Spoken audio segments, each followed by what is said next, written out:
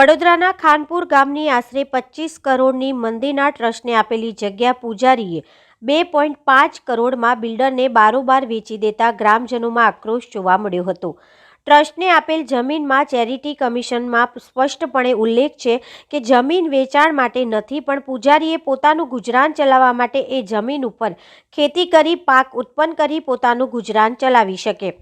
પૂજારીએ builder સાથેના મેળા પીપાણામાં વેચાણની પ્રક્રિયા કરી વેચાણ કરી દીધી, જેની ગામ લોકોને જાણ થતાં સદર વેચાણની પ્રક્રિયાને પડકારવા માટે કાનૂની પ્રક્રિયા શરૂ કરી દીધી। જે બિલ્ડરે વેચાણ દસ્તાવેજ કરાવેલ છે તે વેચાણ દસ્તાવેજની નોંધ નાયબ મામલતદારે સદર કારનો પરિપત્ર તથા અન્ય દેવસ્થાનની જમીનોમાં આપેલ ગાઈડલાઇનના ધ્યાનમાં લઈ વેચાણની નોંધના મંજૂર કરી, જે વેચાણ નોંધને નાયબ કલેક્ટર નીચેની કોર્ટનો રેકર્ડ ધ્યાને લીધા સિવાય વેચાણની નોંધ મંજૂર કરેલ તે હુકમને કલેક્ટર સમક્ષ પડકારવામાં આવ્યો, તેમજ જોઈન્ટ ચેરિટી કમિશનરનો વેચાણની પરવાનગીનો હુકમની નકલો મેળવીને પડકારવાના છીએ। તમામ હકીકતોને ધ્યાનમાં લઈને કોઈ ફેરફાર ન કરવા ગ્રામજનોની નમ્ર આવેદન પત્ર આપી રજૂઆત કરી છે। ગોસાઈઓની અજ્ઞાનતાનો લાભ ઉઠાવી મોજે ખાનપુર તાલુકા વડોદરાના ખાતા નંબર 49 જૂના રેસા નંબર 215-216 બ્લોક નંબર 148 નું ક્ષેત્રફળ આરે ચોરસ મીટર 06272 તથા 0304 વાળી મિલકત હાલની બજાર કિંમત ₹25 કરોડ ઉપરથી હોવા છતાં ફક્ત 2.5 એટલે કે 2.5 કરોડમાં વેચાણ કરી દેવસ્થાન મિલકતને ભારે નુકસાન કરેલ હોય કાયદેસરની કાર્યવાહી કરવા ગ્રામજનોએ આવેદનપત્ર આપી રજૂઆત કરી છે। ખાનપુરથી આજે આવેદનપત્ર કલેક્ટર સાહેબને આવેદનપત્ર આપવા આવ્યા છે। અમારે ભીમનાથ મહાદેવની જમીન જે વેચાઈ ગઈ છે એના સંદર્ભમાં અમે આજે આવેદનપત્ર કલેક્ટર સાહેબને આપેલું છે કે અમારી મંદિરની જમીન પાછી આવે એવી રીતે અમે પૂજારીઓને ખાલી ખેડવાનો જ હક હતો પણ એમને વેચાણ કરી દીધી છે, એ માટે અમે આજે આવેદનપત્ર આપવા આવ્યા છે।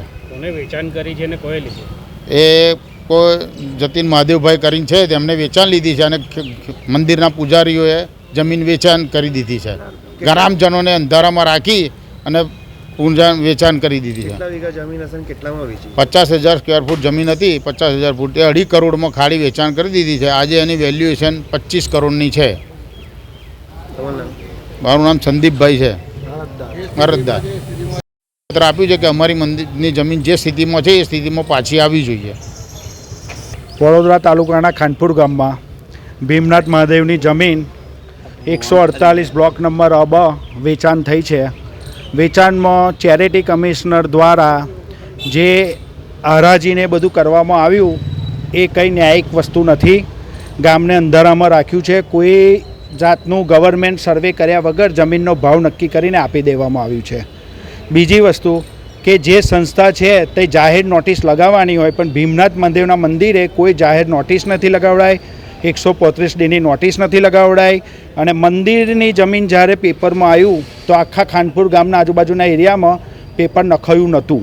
એ કયા કારણસર નખાયું એ અમને ખબર નથી, એટલે અમે કલેક્ટર સાહેબ જોડે મંદિરની જમીન પાછી લેવા માટે આવ્યા છે અને સાહેબને નમ્ર વિનંતી કરી છે કે જે હાલમાં હતી એ હાલમાં પાછી લાવી દો।